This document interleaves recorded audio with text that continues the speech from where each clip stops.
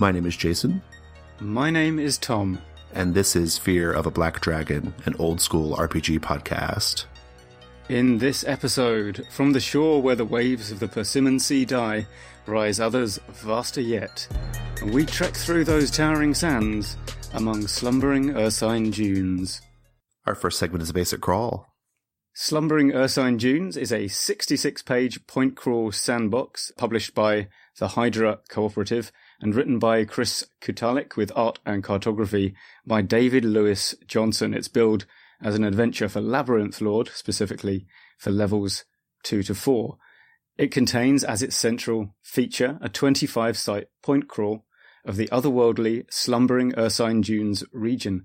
That's an area of towering sand dunes crisscrossed by winding paths and inhabited by centaurs, intelligent war bears who walk upright and carry polearms, a feuding bear god and his rival were-shark pirate, and the mysterious Eld, elf-like beings from a cold hell dimension who come across as something halfway between Elric and 1970s David Bowie. There are also two separate defined dungeons. Those are the Golden Barge and the faction-contested Glittering Tower. From there, the book goes through the Chaos Index, which is a tool that tracks the level of weirdness going on in this region. From there, it details the 4 competing factions of this region. Those 4 factions are the Chaos Bear Spirit Medved, the Were-Shark Pirate Andre, the otherworldly Eld, and a 4th, somewhat less developed faction, the Old Smith and his sons, who represent order. The book then gives us a number of character classes, spells, and magic items for Labyrinth Lord, as well as 15 different monsters, many of which are drawn from Slavic mythology. So, Tom, before we begin with things we enjoyed about Slumbering Ursine Dunes, we should probably talk about point crawls and hex crawls and dungeon crawls, define these things a little bit. Yeah, that seems like a good place to start. I think we can usefully define a point crawl in comparison to those other kinds of crawls, actually. So starting with a hex crawl, that's where you have the fabled hex map, but you could do it with, other shapes are also available. And you have a sandbox setting that you can explore in any direction or order you like and kind of discover things as you go along. There's no particular guidance for the player characters as to where they go outside of the story elements and motivations that they have with them. And then the dungeon crawl, as we know, is a very tightly contained physical environment that sort of channels the characters towards certain locations and encounters. And what the point crawl does is kind of meld those two things. So in the case of Slumbering Ursine Dunes, the points are specific locations, such as the place where the bears go to visit a shrine, or the place where a mad hermit lives.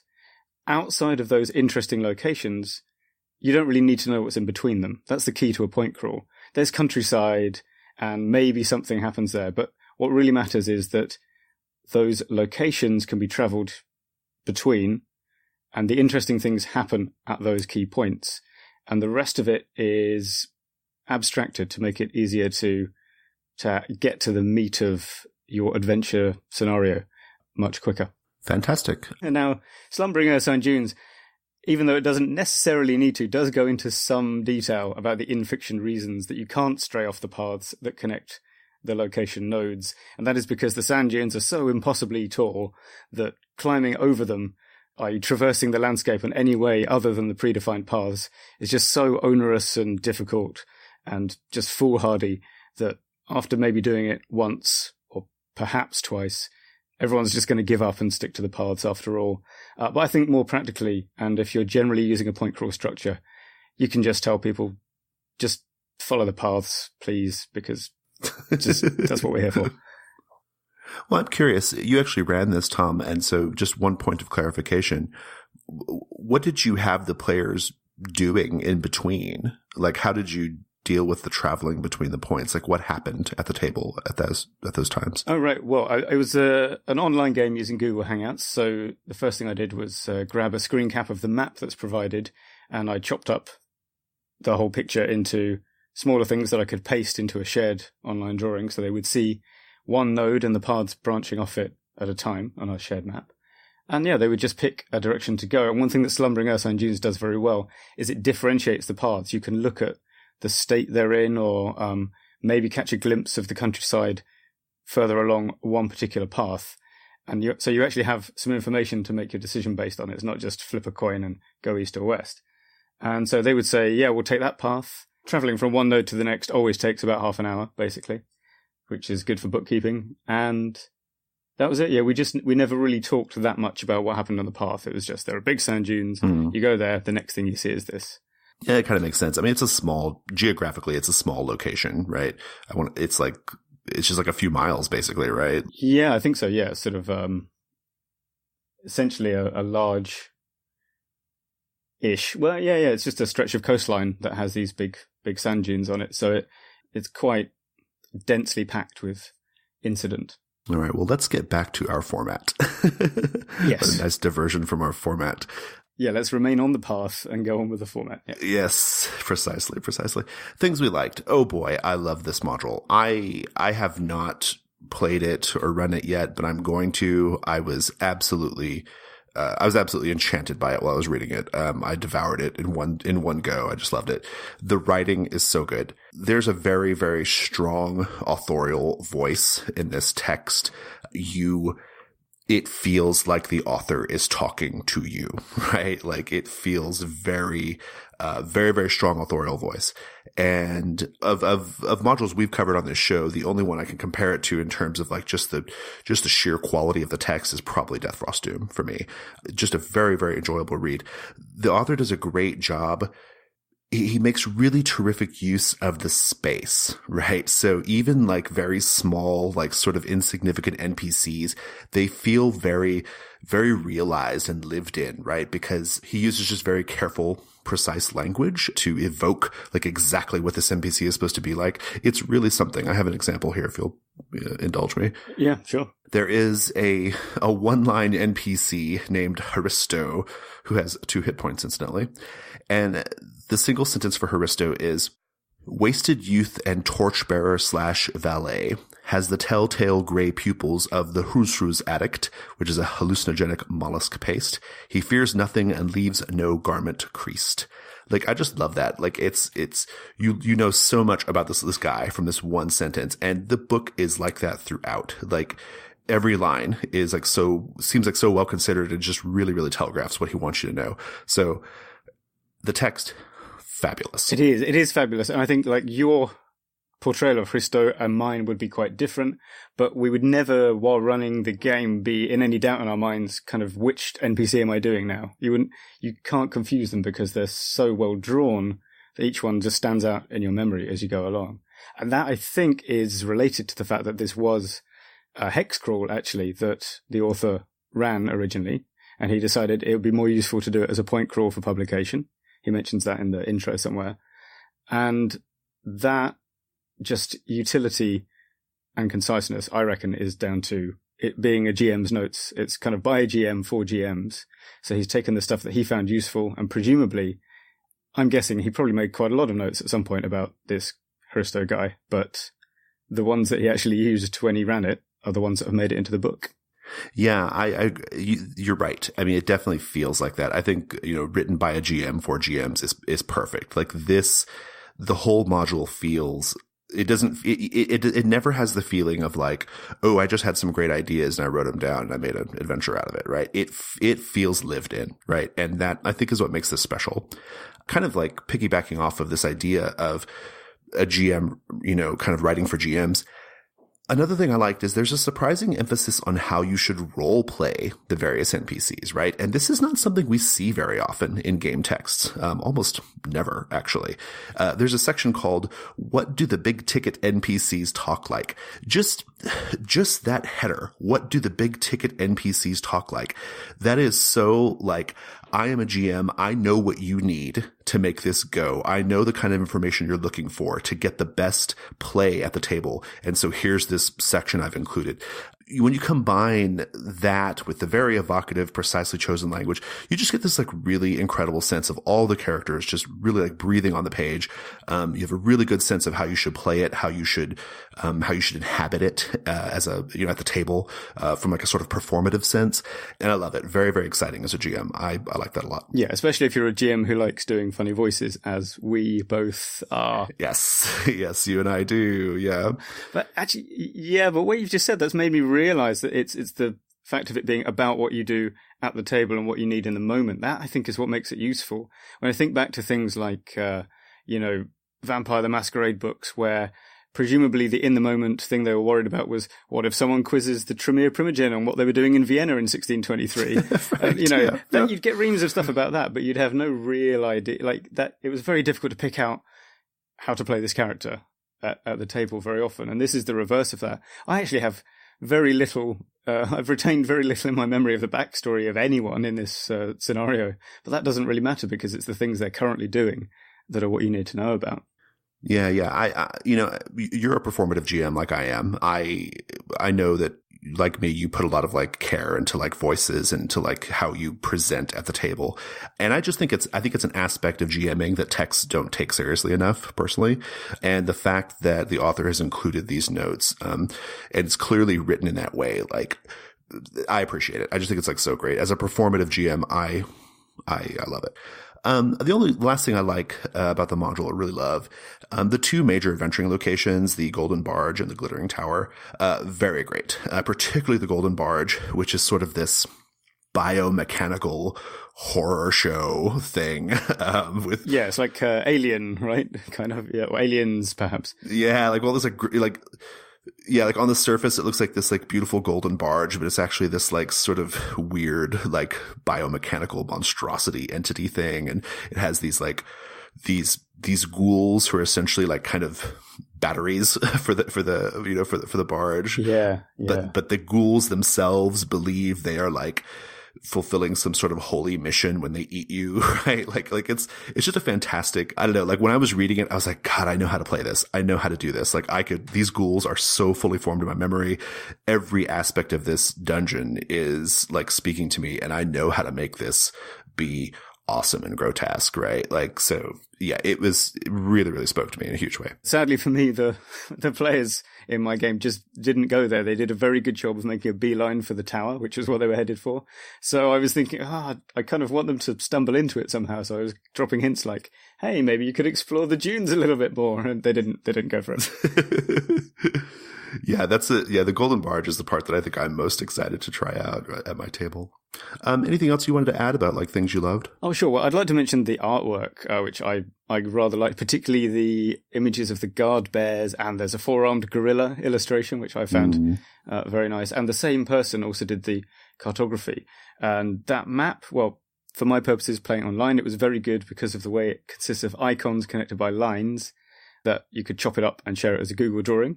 And the players have commented that they enjoyed peering at the icons and not really being able to work out what they were, but sort of trying to puzzle it out at the time. So that's a good thing. You can kind of share bits of the map, and it's kind of like foreshadowing what they're going to find without really telling them. And speaking of the guard bear pictures, I just like those soldier bears. I like bears, and so they were good. Awesome.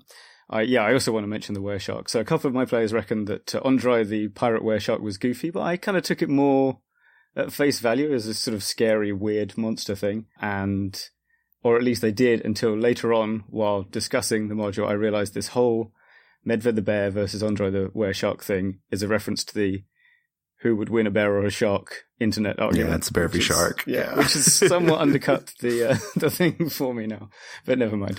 Yeah, the module has a couple of like little, like it has several little pop culture references like that, or sort of little, little kind of things, some more subtle than others. Yes, right? Yeah. Things we had questions about, at the outset, my biggest question about this module is I just couldn't sort out like why the characters are there.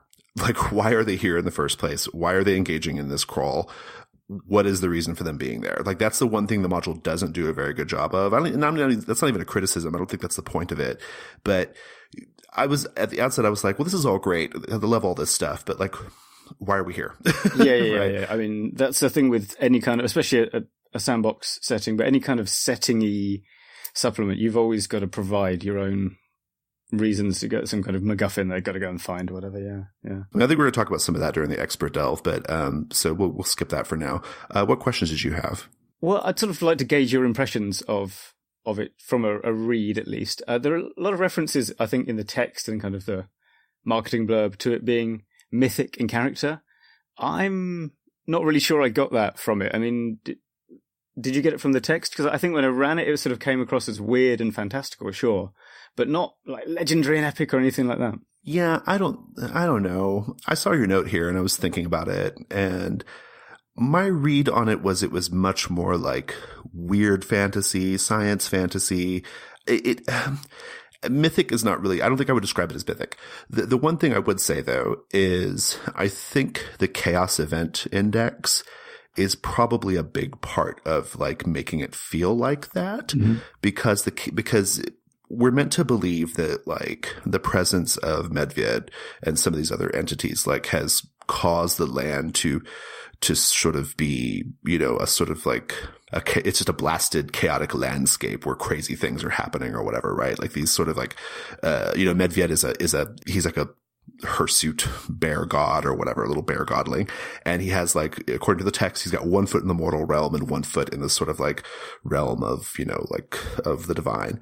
And his presence is, I think is part of what causes the land to have like weird, like chaotic things happening. And so I think the chaos event index is part of that. Totally theoretical here because I haven't run this, but if you look at the tables of things that happen here. So essentially what this is the more time that the player characters are spending in this region and when different events occur, it causes the sort of like level or scale of the weirdness to keep, to go up or down. And so things like blood rains can happen, sudden random deep fogs, single lunar eclipses, double lunar eclipses, night visitations, hallucinations, just all these like weird things can start happening, right? And a godling tourist appears, right? Like otherworldly vessels are marooned. I think that maybe will help. That'll start like pushing it into that feeling. But again, I'm not even sure that's mythic as much as like just really weird. So yeah, I'm kind of with you on that. But I mean, all that being said, I think, well, this is kind of to do with the arguable mislabeling, is that I like this much more than I expected to. And I wondered if you had the same thing. Like when I read the description, I was sort of vaguely Russian mythic stuff. Okay, that's kind of interesting. But then when I actually sat down and opened it, it was just really great and I wanted to run it immediately. And I wonder if it's sort of could do with a marketing rethink or something. I don't know. I mean, what do you think? What do you think about it? Like, what about it? Like, sort of dampened your expectations? I think okay. The name Slumbering Ursine Dunes made me expect a kind of, well, literally sleepy, dusty, kind of a deserty version of scenic Dunsmouth, perhaps, a place where time passes slowly, blah blah blah, as opposed to a wacky thing with David Bowie aliens and all that kind of stuff. Yeah, I could see that. To me, the title just had like a sort of mysterious quality. I'm with you though. I didn't have any expectations for this. I didn't know what it was about. I knew bears were involved. Yeah, that was we knew bears were happening. That was about it. I thought maybe the bears were asleep. I wasn't sure. Yeah, I loved it way more than I thought I was going to, and I think it was a reasonably successful Kickstarter, as I recall. Let's crash on into the chain lightning round before something terrible happens. Okay, I'll go first. Okay, so my first item for the chain lightning round is the four-armed white ape, which you alluded to earlier. Four-armed white apes, of course, being like a sort of standard of science fantasy genre, right? In particular, though, as I mentioned, the module has a number of pop culture references, and this is a Donkey Kong reference because this four-armed white ape throws barrels at you. So. He's up a set of stairs as well, isn't he, I think? And, yeah. He is indeed, yeah. I got it. And you have to like dodge the barrels. Yeah, that made me chuckle. Yeah, it was only when I got to the sort of spot rules for jumping over or dodging the barrels that I was, oh, wait, I get it. Yeah, okay. Yeah. Cool. My first one is the rumour table. It's really well put together. And in our game, the PCs based the choices of which way to go on what they'd heard. And they were slightly misled, but it still sort of worked out okay. And they were making choices based on not just the fact that I was giving them clues, but they were remembering what they'd heard on the way over. And it felt really organic in that way, and not as if I just dropped a random OSR product into the middle of our ongoing game. At one point in, I think it's the Glittering Tower, there is a boat, a little reed boat, and a cosmic void. And you're supposed to like take the little boat into the cosmic void, and the cosmic void connects up to other adventuring locations. This is something I've noticed in a lot of the products we've been covering on this show. And there's one in Blood in the Chocolate, I think. Yeah, Blood in the Chocolate has that. All the Lamentation stuff has that, right? Like these little in-fiction devices to help you travel to other, like, well, in Lamentation's case, travel to other products that they want you to purchase, right? But I love the idea of, like, it's a bit of a contrivance, but there's also something about it that, you know, I want all these strange, disparate lands to have some kind of cosmology or connection to one another, right? And I like that this exists, this, like, way of leaving this space and going somewhere different, right? Yeah, yeah. My next one is the Remora parasites that Andre the Wereshark has. So when you first meet him, he has these two. He's a wereshark, a sort of grey, rubbery-skinned humanoid, and he has these two sort of halfling-sized little disgusting dwarf things nuzzling at his chest and sucking away at his precious bodily fluids. I just like that they're described as halflings, like halfling weresharks. Yeah, exactly. Yeah. So they were a bit disgusting, but yeah, I quite like them. If you make a warbear player character for Labyrinth Lord, is what the rules are included for, you are able to invent your own pole arm. And I love that little detail because it tells you a lot about warbear culture, like just how much they love their pole arms. That if you make a player character who's a warbear, you get to make a pole arm too. I just think it's a great touch. All right. And with that, let's go to the Expert Delve. It's the Expert Delve. So normally in this segment, we have one topic that we talk about, but today we're going to talk about several smaller topics. I want to kick off by saying that I am really excited to run this, and I'm going to run it in Dungeon World, I think, or at least a part of it in Dungeon World.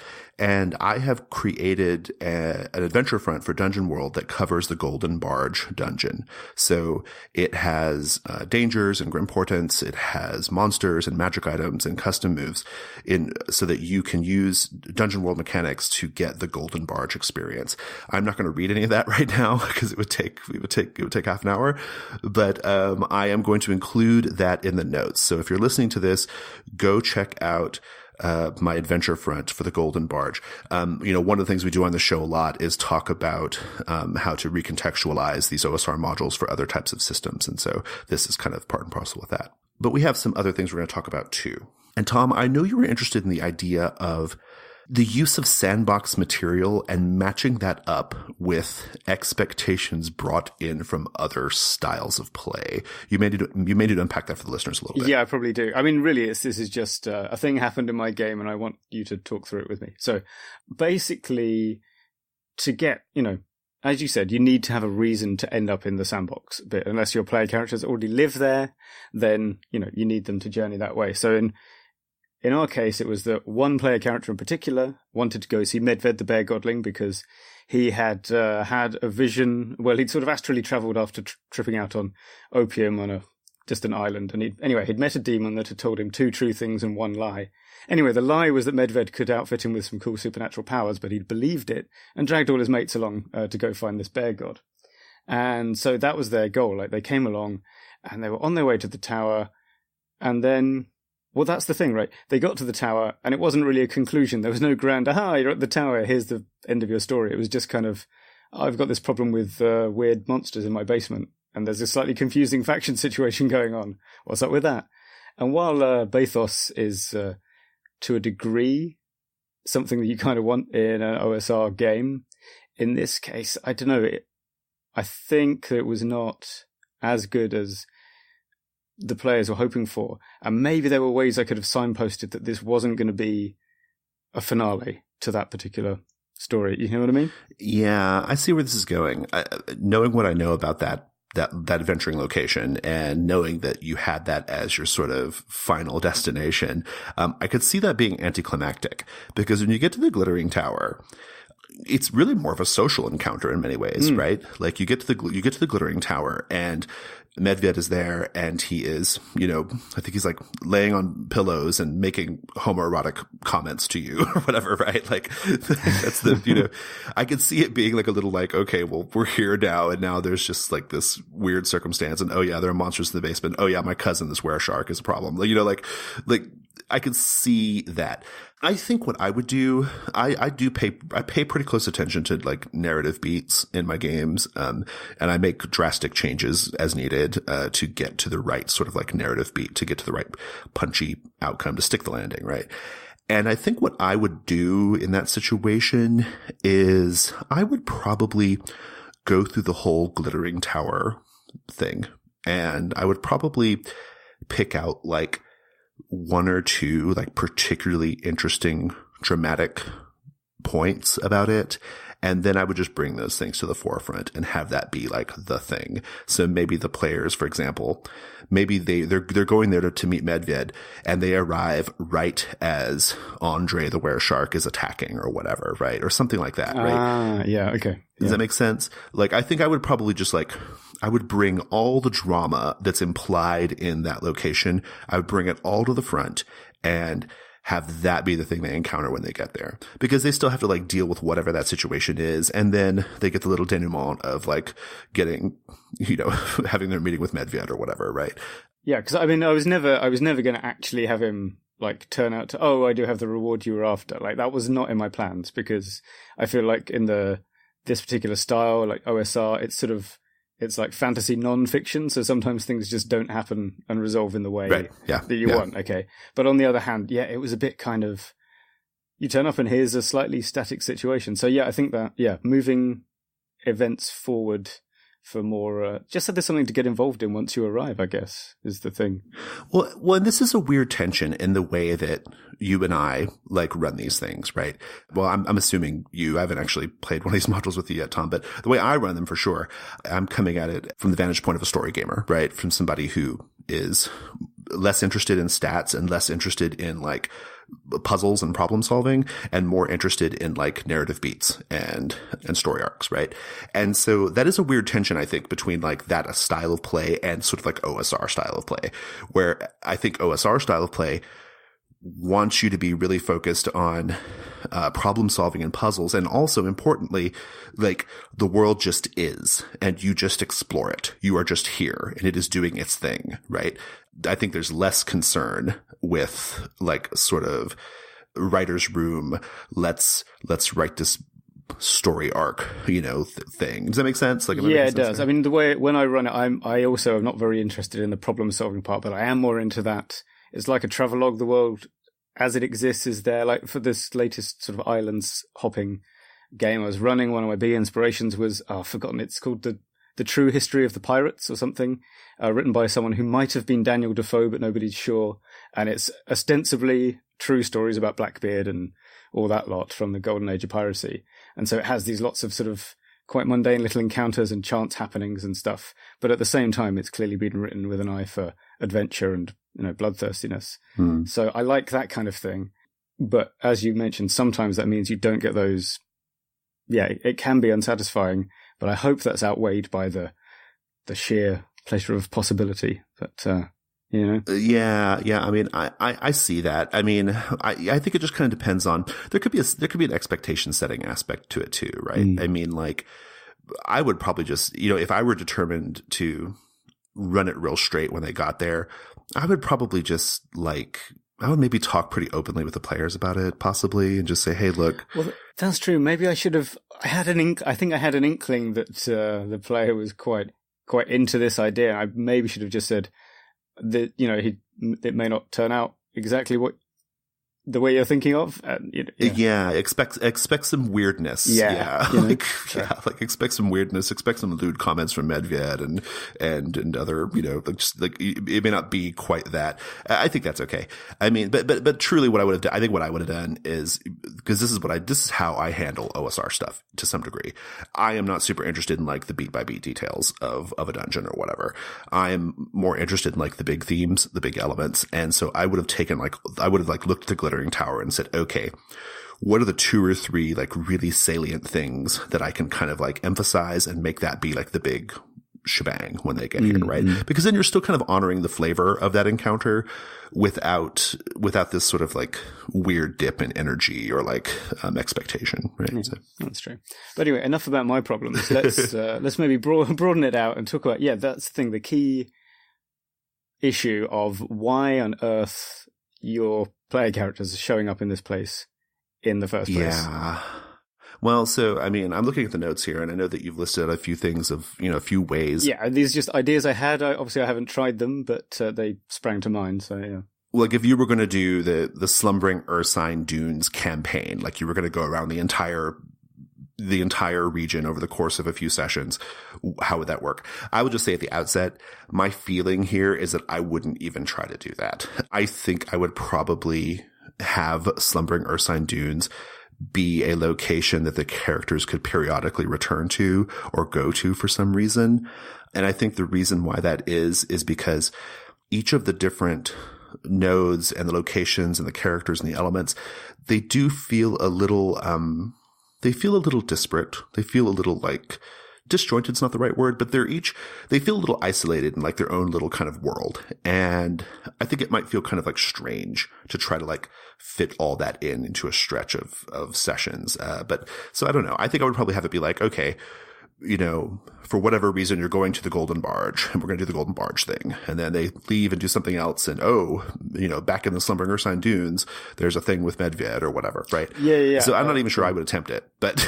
Yeah, I think you're right. I think you need breaks where you leave and then maybe come back. But then the fact that you've, so for example, you might go do the Glittering Tower thing first, but at least show the group, like, as in they sort of learn about, or they just see in the distance, right, the Golden Barge, or they see the weird David Bowie aliens, and like maybe later you've got a thing where someone goes, well, the only way to travel there is if we had some kind of magic boat that sails through the cosmic void, and they go, oh yeah, wait, didn't we see one of those before? And that way it doesn't just seem like you're giving them this is this week's mission that you have to do. It's like this actually ties back to something you did, or you've at least walked past and kind of ignored earlier. So that would be, I think that's a quite satisfying way to use the material.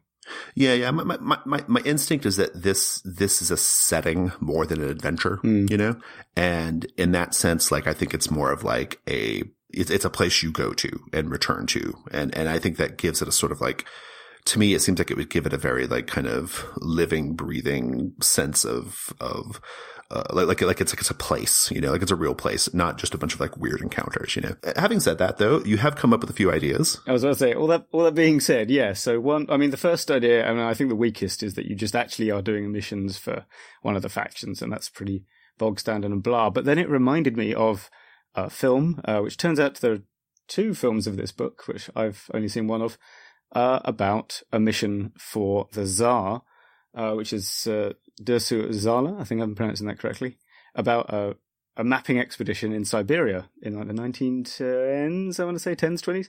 And yeah, the idea of going and having to map a region, I don't know if it would be great for Slumbering Ursine Dunes necessarily, for the reasons you've mentioned, but for any kind of sandbox play, that's a really good way of making everyone visit every hex at some point. Or at least, chart the course of a river, or do some kind of survey. Maybe you're a census taker.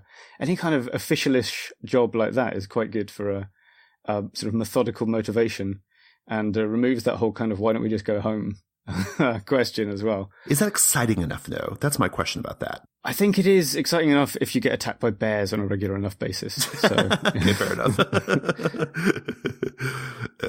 Fair enough.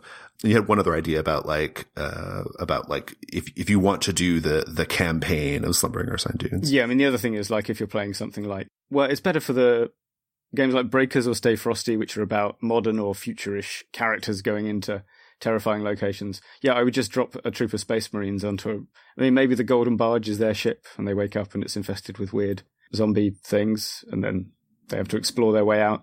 And Stay Frosty actually has point crawls as its default scenario design. Right. Yeah. Because the tension mechanism is all about going from place to place. So that would work pretty well. Yeah, that's pretty good. Yeah, give it like a kind of a futuristic, kind of sheen. Yeah, I mean, the Eld are already kind of from space. They kind of are, yeah. The Eld reminded me of several things, actually, in pop culture, but Yes. I was particularly reminded of the space aliens in the Carcosa Lamentation setting, which I think are just like these like spacefaring elves. One last thing, and a bit of a shift here, but I think this is super interesting, and I want to hear what you have to say about it, is the idea of applying the point crawl technique to other genres. For example, the mystery sandbox. So what did you mean by this? Okay, so there is a school of thought, often expressed in products related to the gumshoe system, that says that mysteries have an ending that you should be making your way to, and that's always going to happen. And that, can be a good thing to do. It's all about experiencing the ride, especially for things like Cthulhu Dark, those, Graham Walmsley's purist Trail of Cthulhu adventures, where, the ending is kind of inevitable, but the fun is sort of playing with the scenery and, looking around at what's happening and experiencing that descent into horror or whatever. But, sometimes you sign up because you want to actually try and solve the puzzle of the mystery, find out who did it, or at least, maybe even if it's easy to find out who did it, the challenge then is to actually catch them or prove it. And so in that case, you want something more sandboxy, a kind of the difference between walking down a corridor to see what's in the room at the end and being presented with, say, I don't know, a valley full of sand dunes and lots of different nodes that you can visit. And so I think the idea of a sandbox being a set of locations and characters that are not hard to find, that's the key thing, I think. Right. Yeah. You always know where the points are or where the next point is. And then it's what you go and do at that location or what you say to that character that then determines how you figure out what's going on.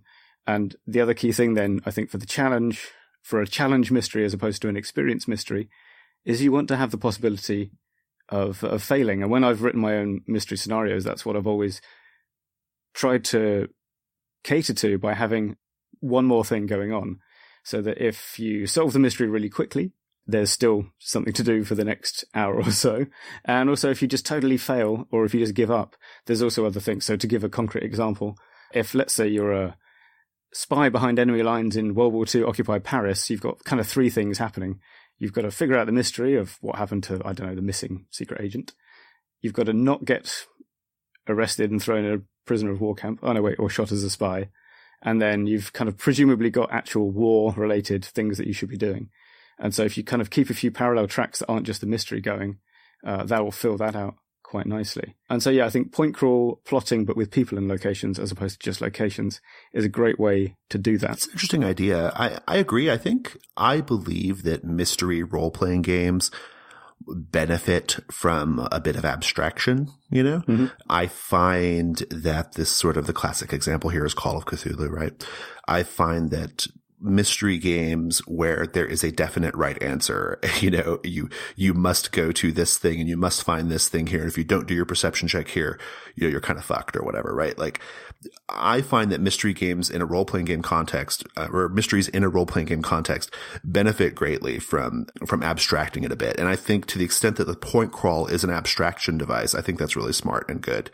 I'm thinking of, going back to Cthulhu Dark for a sec, one of the things that used to exist in Cthulhu Dark, I don't think this is official anymore, but there used to be like this procedure called Dark Depths by which you could use it to create your own mysteries, right? Yeah. And I loved that because it essentially created the sandbox mystery, right? What it did was it had 5 different layers, okay? So you would have 5 different layers, with each layer representing the characters, the investigators getting closer and closer to the ultimate cosmic horror, right? But it was great because within each layer, there were like maybe half a dozen clues, and those clues could be anywhere. Like, you could sprinkle those.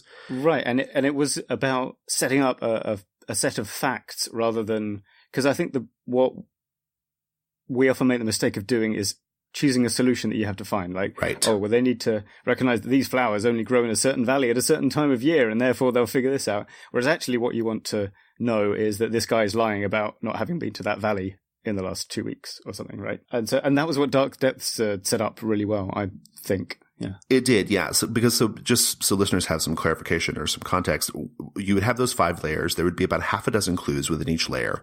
And you couldn't reveal clues in the next layer until you had revealed X number of clues in the previous layer, as well as like a particular Lovecraftian genre, warnings of dire things, genre of fetish or whatever, right? Of like being in a dark place or whatever, right? Like once you had satisfied those things, you got to move on to the next layer, right? And so in that sense, like, it was really, I thought it was really beautiful because what it did was it modeled really beautifully the classic Lovecraftian, like story, right? Like we find this sort of thing, then we find this sort of thing, and then we go to this dark place, and then we're here, and oh shit, here's a dead animal, and now there's the monster, right? Like, so I love that. And so, yeah, I agree. Like, I'm with you on this idea of like taking the point crawl and doing the point crawl mystery. I think it's an interesting idea. Yeah. And I have a theoretical construct as well for applying it more for the player side. I haven't tried this yet, but I'm definitely going to at some stage, which is to take the cue of a lot of mystery novels. The ones I'm thinking of particularly are Lindsay Davis's Marcus Didius Falco. Like, he's a detective in ancient Rome. That's not important. What's important is it has a list of all the characters in the front of the book. And I think, does Agatha Christie novels sometimes do that? Yeah, maybe. I think they do, yeah. And that doesn't ruin the mystery for you. You know, you recognize all the characters as you're going through that, but that's not the problem. And so I think by laying out who's kind of been prepped and who is in this mystery for the players, they'll know if like that's kind of going to avoid the whole going down the wrong trail problem that is a bit non-existent, but B is why people do railroady mysteries. And also I think would help to let players take a bit more control of jumping to that next point. Like, if they know that one of the characters in the mystery is a radio technician, then they'll maybe go looking for some location that, hey, maybe we should ask someone who might have been involved with the radio thing that we heard the victim was also involved with. They know that that's a potentially fruitful avenue of inquiry. You don't have to kind of feed it to them by having random NPCs kind of lay it out carefully or anything like that. Yeah, no, it makes a lot of sense. Yeah, super interesting idea. Yeah, we managed to get a lot of conversation out of that based on from Slumbering Ursine dudes, didn't we? Awesome. Let's go to the companion adventures. Okay. Hey everyone, Jason here. I want to tell you about Codex. Codex is the Gauntlet's monthly RPG fanzine. It features original story games and LARPs, hacks and supplements for existing games, and loads of original artwork. You can get access to Codex by making a $4 or higher pledge to the Gauntlet Patreon. The issue available for January 2018 patrons is called Codex Lies, and it's all about deception.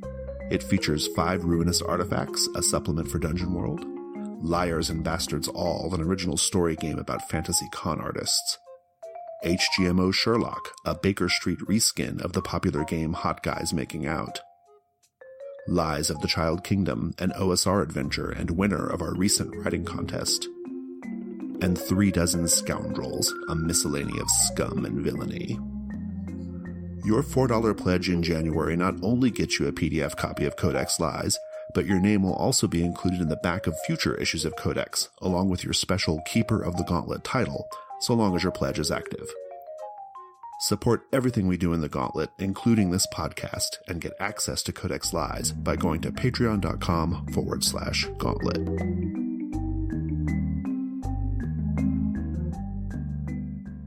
All right, it's the companion adventures. Let's start with music. I just went the synthwave route. You had the Russian route covered, so I went the synthwave route. I love the album Visitors by the synthwave artist Laserhawk, and in particular, I've got 3 tracks on this album, which I think are pretty great and very inspirational for different parts of Slumbering Ursine Dunes. There's a track called Arrival, which just sounds like in my head, it's like the music playing while we travel from node to node, right? As we travel across the dunes, this is what it sounds like. A track called Beyond the Infinite Void, which I think would match up great with like arriving at the glittering tower. And then another track called The Voyage, which, has a sort of like science fiction-y, but also kind of like sort of horror tinged, sound to it. And I think that would make it great for the Golden Barge. All right, yeah, my music one is, as you mentioned, it's Russian in origin, but that wasn't entirely the reason I chose it, because I think the Slumbering Ursine Dunes wears its Slavicness quite lightly, I would say. Yeah, it does. Yeah. But this is a kind of collection of folk recordings taken between 1964 and 89, which you can find on YouTube. And let me see if I can pronounce this correctly. It's called Muzika Severnogo Siania. But if you look for Northern Lights music, and then those years, 1964 to 1989, and you'll find folk songs and performances of all kinds of different genres, mainly from like Siberian ethnic minorities in Russia, like the Altai, the Enets, the Nenets, who are not the same, and so on. And it has it often has quite rhythmic and exciting tunes going on, but then another time it'll be sort of ethereal or mournful. You might remember this, Jason, as the one where I sent you a link on the Slack saying, I think this is the theme tune to your Dungeon World campaign. Yes. Right, indeed. Awesome. Well, so my other companion adventure is actually not really connected to Slumbering Ursine Dunes at all. There was a novel published in 2002 called Bear v. Shark, and I read it about, 12 or 13 years ago. And Bear v. Shark, I'm bringing it up just because Slumbering Ursine Dunes does the Bear v. Shark joke with Medved and Andre, right?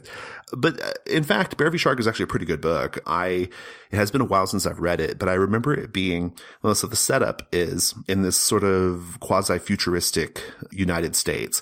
They have this annual event. It's like the Super Bowl, where they have a computer-generated shark in a shallow bit of water and a computer-generated bear who's in the water but who can still move around pretty well, and then they fight.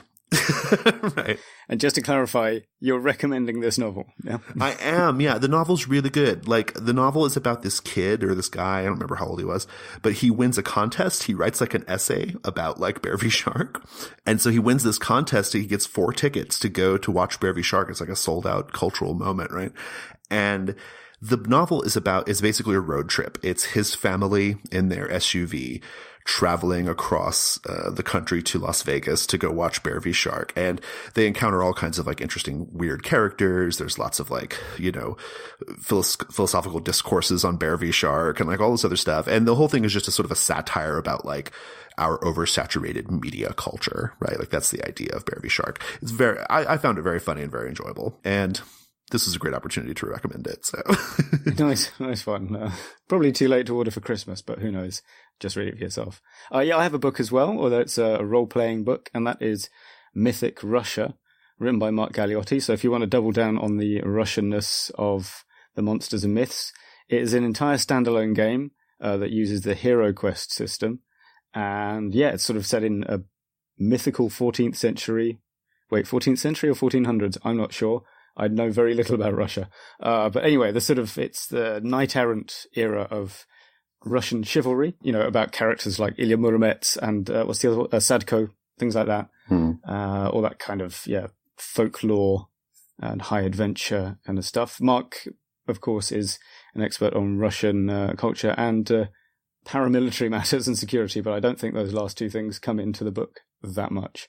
But yeah, certainly worth a look if you are interested in that kind of thing. You can find out more at his website, which is mythicrussia.wordpress.com. Oh, and you don't have a third thing, so I'll go straight on to after, as well as the Russianness. If you have become interested in the bear-related aspect of this, maybe you'll want to help bears in the real world, in which case I suggest contacting your own local bear-related charity, but if you don't have one, please consider donating or otherwise helping Animals Asia, who do quite a few things, but the main thing they do is that they work to end bear bile farming in China and Vietnam. There are 10,000 bears in captivity in bile farms in China and another 1,000, 1,200 in Vietnam. And these animals are kept in really horrific conditions. They often spend their entire lives in cages where they can't stand on all fours or turn round. And the means that are used to extract the bile from them is invasive and leads to infections.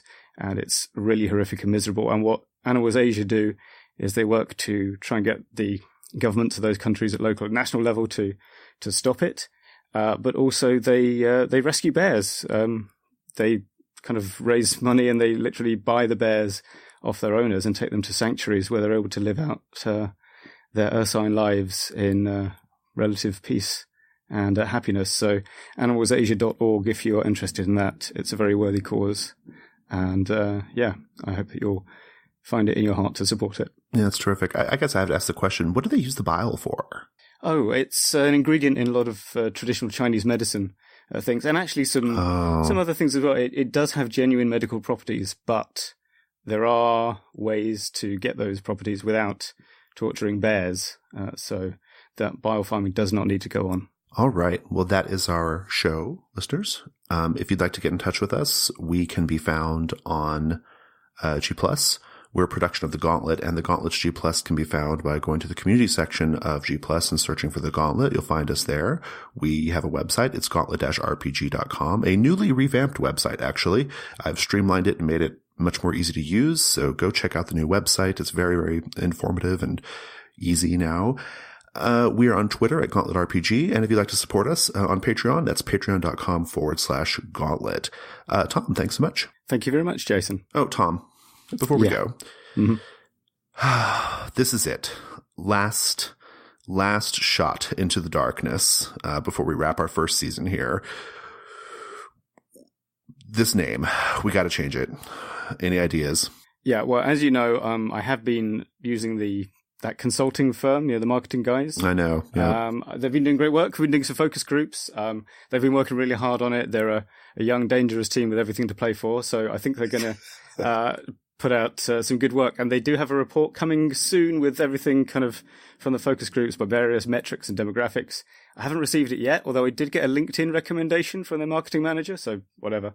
But I can tell you that the top 3, I'm not sure in which order, for different demographics. So you'll have to use your judgment as to which is going to be most effective and, best ROI for targeted Facebook ads and stuff. But, okay, here they are. Right. Ill Magic. Hold It Now Hit Dice. And Fight the Power Word Kill.